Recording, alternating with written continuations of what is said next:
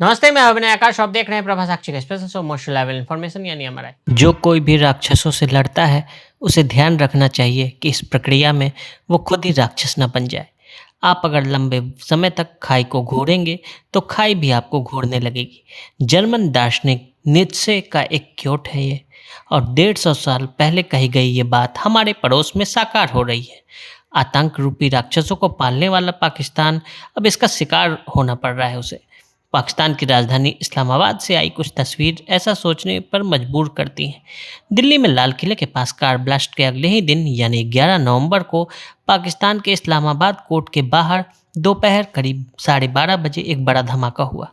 इस धमाके में 6 लोगों की मौत और 12 से ज़्यादा लोग घायल हो गए। बताया जा रहा है कि यह धमाका एक कार में हुआ। धमाके के वक्त कार कोर्ट परिसर में पार्किंग एरिया में खड़ी थी। इसकी आवाज़ दूर दूर तक सुनाई दी और आसपास के क्षेत्र में हड़कंप मच गया।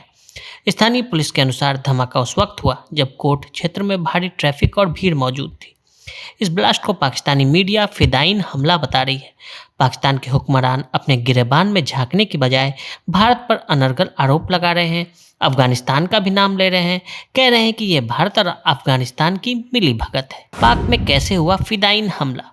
पाकिस्तान की राजधानी इस्लामाबाद की जिला कचहरी के एंट्री गेट पर एक जोरदार धमाका हुआ। पाकिस्तानी अखबार डॉन के अनुसार यह धमाका इतना बड़ा था कि इसकी आवाज़ 6 किलोमीटर तक सुनाई दी। शुरू में कहा गया कि कार का गैस सिलेंडर फटा है, उसी वजह से धमाका हुआ है। फिर वक्त बीता तो तस्वीर और साफ होने लगी। पाकिस्तानी मीडिया जियो न्यूज़ ने दावा किया कि ये कार ब्लास्ट नहीं बल्कि फिदायीन हमला था।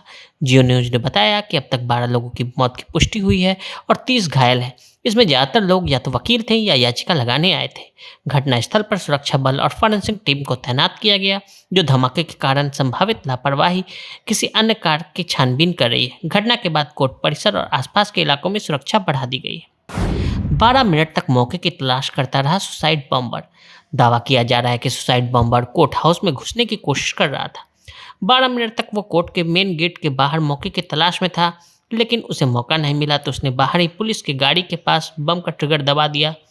नकवी ने यह भी कहा कि हम छानबीन कर रहे हैं क्योंकि यह आम हमला नहीं है, हमारी राजधानी को निशाना बनाया गया। हालांकि पाकिस्तान में इस तरह के हमले आम बात है, लेकिन पाकिस्तान के इस्लामाबाद कोर्ट में यह कार धमाका उस वक्त पर हुआ जब एक दिन पहले भारत की राजधानी दिल्ली में इसी तरह का धमाका देखने को मिला।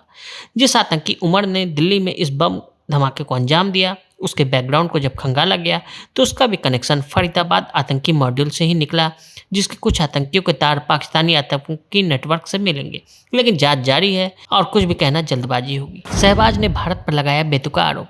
शहबाज शरीफ ने वारदात में भारतीय समर्थन से सक्रिय समूहों के शामिल होने का आरोप लगाया। प्रधानमंत्री शहबाज शरीफ ने बेतुके आरोप लगाया कि यह हमला खारिज और फितना अल हिंदुस्तान ने करवाया है, जिसे भारत का समर्थन हासिल है। भारत के इशारे पर अफगानिस्तान से आए खारिज ने वाना में बच्चों पर हमला किया था। दुनिया को भारत की इन साजिशों की निंदा की जानी चाहिए।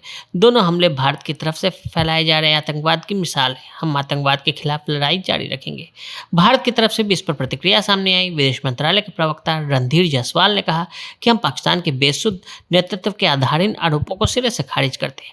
पाकिस्तान को अपना दामन देखना चाहिए। जायसवाल ने कहा कि पाकिस्तान का ये जाना पहचाना रवैया है, जिसके जरिए वो देश में सेना से प्रेरित संविधान के साथ खिलवाड़ और सत्ता हथियाने की कवायद से जनता का ध्यान हटाना चाहती है। अंतर्राष्ट्रीय समुदाय इस सच्चाई से अवगत है कि पाकिस्तान की भटकाने वाली कोशिशों से भ्रमित नहीं होगा। अफगानिस्तान ने पाक को दी चेतावनी। पाकिस्तान के गृह मंत्री ने कहा कि अफगानिस्तान को अपनी धरती से आतंकवाद को रोकना चाहिए, अन्यथा हमें उनके खिलाफ कार्रवाई करनी होगी। आने वाले घंटे में चीज़ें स्पष्ट हो जाएंगी। इसके कई संदेश हैं। इस समय कुछ नहीं कहना चाहता, जैसा कि अक्सर भारतीय करते हैं। पूरे सबूत के साथ आएंगे। पाकिस्तान की क्यों बढ़ रही है टेंशन? पाकिस्तान के लिए चिंता का सबब इसलिए भी है क्योंकि यह हमला तब हुआ जब इस्लामाबाद में 2 बड़े इंटरनेशनल इवेंट हो गए। पहला इंटर पार्लियामेंट्री स्पीकर्स कॉन्फ्रेंस यानी कि ISC। इस बार के इवेंट के लिए सऊदी अरब, मलेशिया, अलजीर, तजाकिस्तान, मालदीव जैसे 40 देशों के डेलीगेशन इस्लामाबाद में मौजूद हैं। दूसरा इवेंट मार्गला डायलॉग है। यह पाकिस्तान में होने वाला एक हाई लेवल इंटरनेशनल फोरम है। इसे पाकिस्तान की थिंक टैंक संस्था इस्लामाबाद पॉलिसी रिसर्च इंस्टीट्यूट यानी कि IPRI आयोजित करती है। इसमें दुनिया भर के विदेश नीति के एक्सपर्ट, डिप्लोमेट, थिंक टैंक के सदस्य और पत्रकार शामिल हुए। इसके अलावा रावलपिंडी में पाकिस्तान और श्रीलंका के बीच ODI मैच भी जारी है। वार खाली नहीं जाने देंगे। दिल्ली ब्लास्ट की जांच में भारत में चल रही है। आतंकी हमले की अभी तक कोई पुष्टि साफ तौर पर नहीं हो सकी है, लेकिन पाकिस्तान के रक्षा मंत्री खुद दिल्ली ब्लास्ट को पाकिस्तान के साथ जोड़ते दिख रहे हैं। ख्वाजा आसिफ एक पाकिस्तानी चैनल के कार्यक्रम में कहा कि उन्हें हैरानी नहीं होगी कि अगले कुछ घंटों में भारत पाकिस्तान पर दिल्ली ब्लास्ट का आरोप लगा दे। इसके साथ उन्होंने कहा कि पाकिस्तान की उनके साथ युद्ध लड़ने में कोई रुचि नहीं है, न ही भारत के साथ और न ही अफगानिस्तान के साथ, क्योंकि हम अपने मुल्क को आर्थिक तौर पर मजबूत बनाने की प्रोसेस से गुजर रहे हैं। इतना बोलने के तुरंत बाद ख्वाजा आसिफ भारत और पाकिस्तान को धमकी देने से भी बाज नहीं है। बोले कि अगर हमारे खिलाफ कोई एक्शन हुआ तो हम इसका जवाब जरूर देंगे, वार खाली नहीं जाने देंगे। आज के लिए इजाजत। ऐसी रिपोर्ट्स को देखने के लिए देखते रहें प्रभा साक्षी। अगर आप भी लेना चाहते हैं देश दुनिया की तमाम जानकारी तो आज ही सब्सक्राइब करें हमारे चैनल को। साथ ही नीचे दिए बेल आइकन को जरूर दबाएं ताकि हर अपडेट आप तक पहुंच सके।